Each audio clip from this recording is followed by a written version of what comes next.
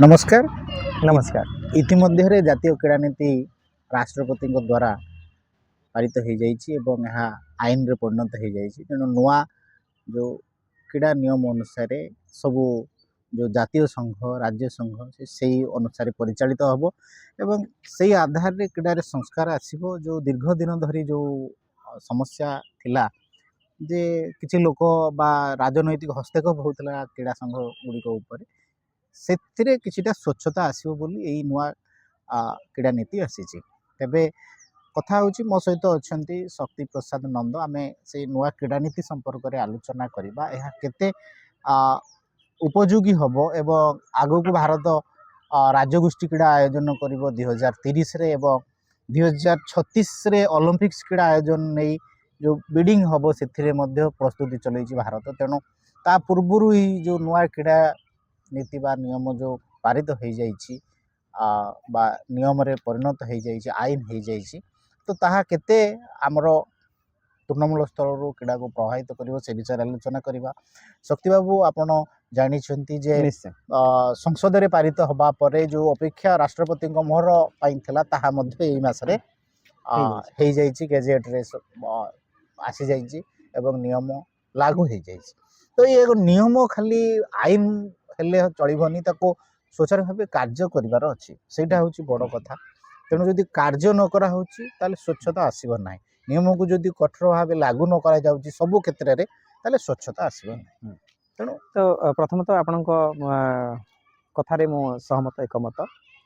केंद्र सरकार जो आईन टी एबे क्रीडा रे स्वच्छता आनिबा पाई जो लागू करिसेंती सेटा बहु पूर्व हबार थिला विलंबर हेले मध्य किंतु लागू होइछि एटा गोटे स्वागत योग्य पदक्षेप। प्रथमतः राज्य केंद्र सरकार जहाँ करिसेंती क्रीडार उन्नति पाई से गोटे स्वागत योग्य पदक्षेप। कहीं आमे बहु समय देखीछु जो मानकर खेल सहित किसी संपर्क नाही से माने अजथा क्रीडा संघ रे हस्तक्षेप करिबा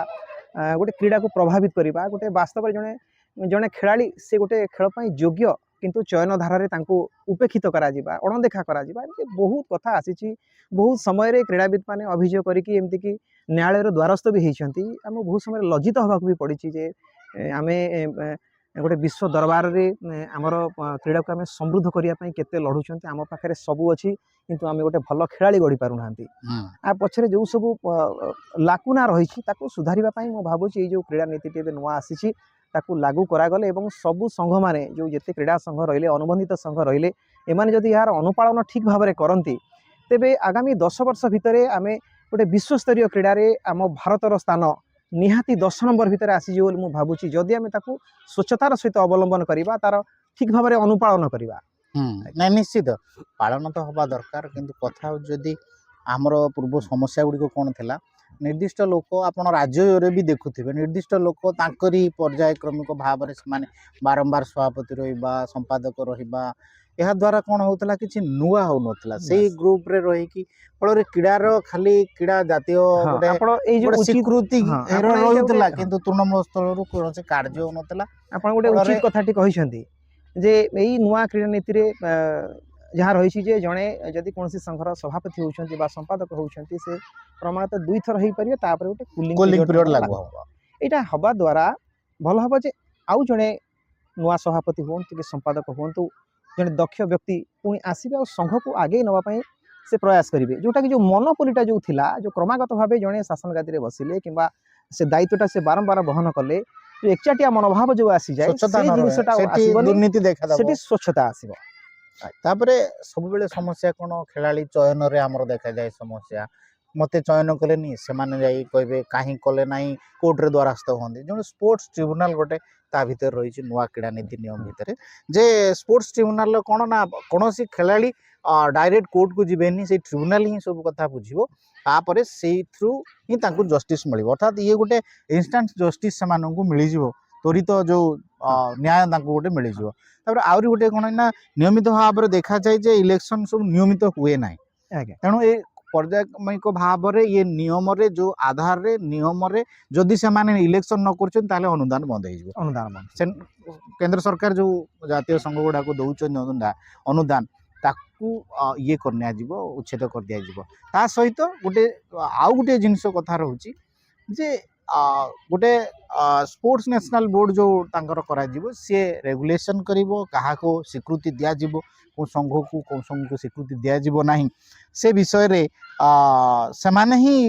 माने निष्पत्ति नेबे एई भली भाबरे गुडिए कथा ता भितरे अछि जो गुडा को अति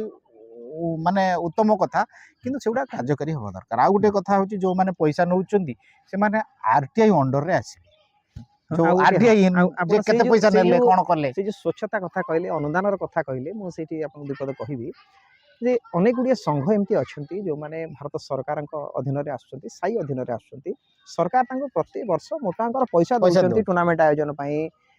ପିଲାଙ୍କ ପ୍ରଶିକ୍ଷଣ ପାଇଁ ସଂଘ ଚଳେଇବା ପାଇଁ ପଇସା ମିଳୁଛି କିନ୍ତୁ ସେ ଯୋଉ ପଇସାଟି ମିଳୁଛି ତାକୁ ସେମାନେ